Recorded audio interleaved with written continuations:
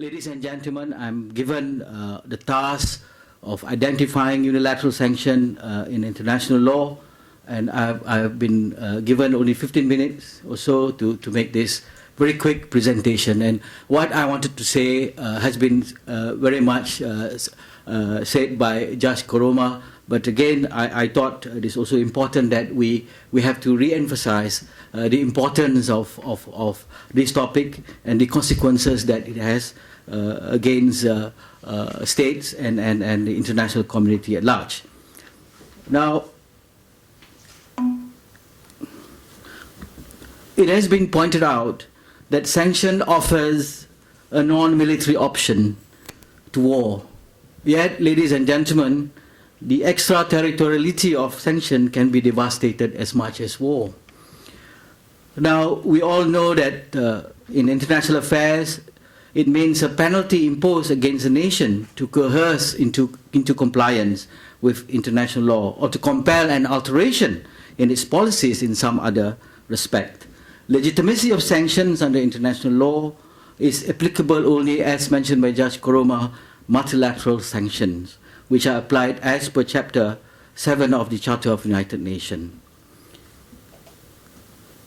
Now, historically, under the League of Nations system, the prerequisite for the use of economic and military sanction was that a member of the League of Nations had gone to war in violation of the League of Nations. Unlike the Charter, the covenant of the League did not provide for binding decision of the League organ in its area. It was up to each member to decide whether or not to apply sanctions.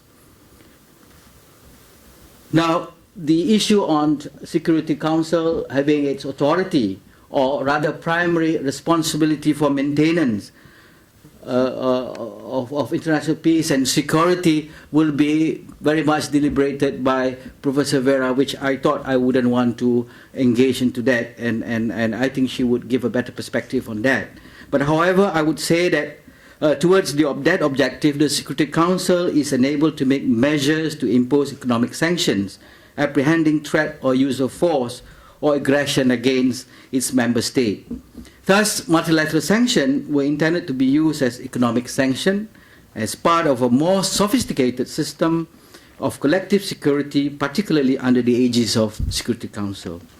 Therefore, under international law, the Charter of the UN addresses only collective economic measures or multilateral sanctions through Article 41, which provide for, including inter alia, complete or partial interruption of economic relation in order to give effect to the Security Council decision with respect to maintaining or restoring international peace and security. Now, I would like to discuss on the impermissibility of unilateral sanction here. And it is usually imposed by an individual state based on theory of retaliation. Now, in rare cases, they may be implemented by international organizations or by a group of states through intergovernmental cooperation. Now, these two later types may be called organized unilateral sanctions. Unilateral sanctions revolve around the role of powerful nations, which has resorted to unilateral sanction more than any other countries as a primary tool of advancing its foreign policy. Now, unilateral sanction or coercive measures, as it is called, often refer to economic measures taken by one state to compel a change in policy of another state. The most widely used form of economic pressure are trade sanctions in the form of embargoes or boycotts and the interruption of financial and investment flows between senders and target countries. To quote Professor Andreas Lowenfeld, in his book, International Economic Law, definition, coercive economic measures taken against one or more countries to attempt to force a change in policies or at least to demonstrate the sanctioning country's opinion of another's policy. It has been argued that unilateral sanction lack consensus and promote self-interest, which is opposed to the idea of multilateral sanctions. Unilateral sanctions affect trade relations of the target country as well as its trading partners, affect the economic and banking system besides inflicting suffering and deprivation of basic human rights on innocent citizens of target countries. Ladies and gentlemen, the question remains as to under which law are the unilateral sanctions imposed against target countries. Here is a situation where the national legislation of the imposing country is applied against the target country. Barring certain exceptions, under international law, a state has jurisdiction only in its own territory, or it is called territorial principle. The jurisdiction could only be extended beyond national boundaries, where the following principle of jurisdiction are applied. The nationality principle, where under which a state may prescribe laws governing the conduct of its citizens, irrespective of where they reside. Secondly, passive personality principle, where it is invoked to exercise the jurisdiction of the state of a victim over crimes committed outside the territory of that state. The third principle is the effect principle, the basis for some countries to extend the reach of their laws over activities affecting their interests. And finally, of course, the universal jurisdiction principle, which invoked to prosecute the offences that is recognized by international community as crimes such as piracy, war crimes, so on and so forth. This application is prima facie extraterritorial in nature. The doctrine concerning extraterritorial application of national legislation, though not well settled, the basic principle in international law is that all national legislations are territorial in character.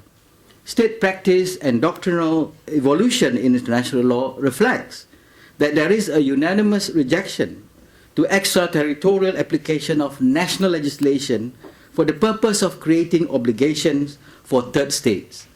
The unilateral and extraterritorial application of national legislation violates the legal equality of states and principle of respect for and dignity of national sovereignty and non-intervention in the internal affairs of the state.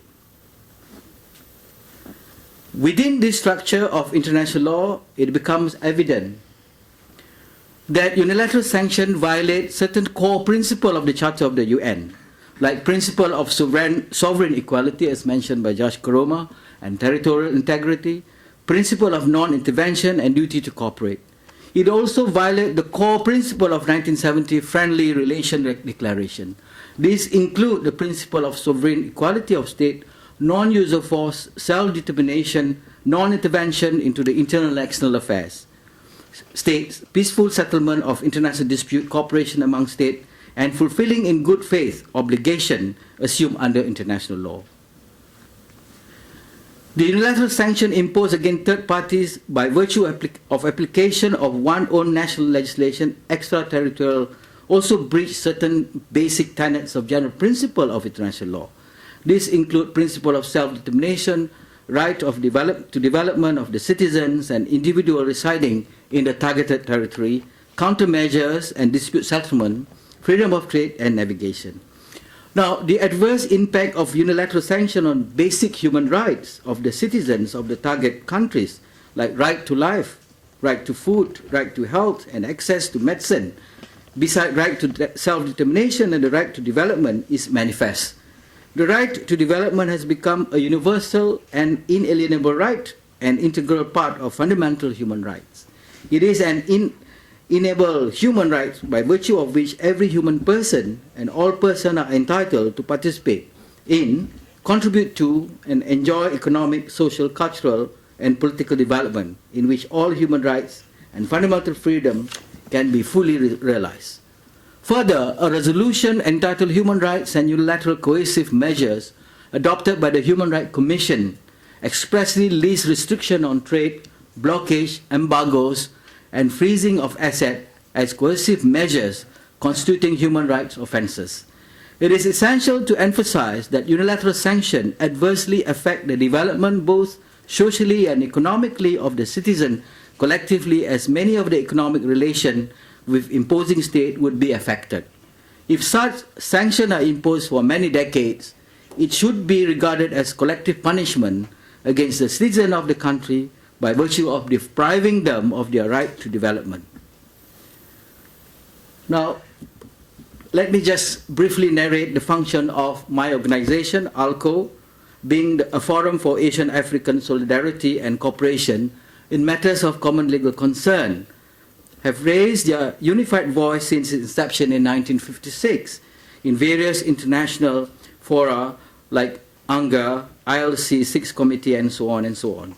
Now, ALCO deals in its work program with various substantive issues, and among which one of the agenda item is extraterritorial application of national legislation sanction imposed against third parties. Now, this agenda was proposed by one of its member states at the 36th annual session of ALCO. Now, there are so many resolutions that have been passed by ALCO in its annual session, and this is a very important point that ALCO has made, and that ALCO has made take a position that the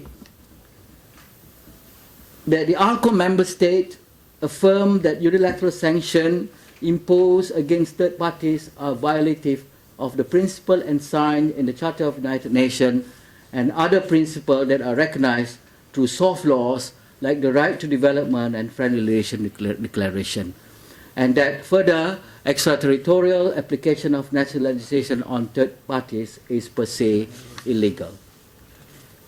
And considering the importance of the subject of its implication on few member states of ALCO in the annual session held last year, the Secretariat of ALCO was mandated to undertake a special study on the impermissibility of unilateral sanction and extraterritorial application of national legislation on third parties.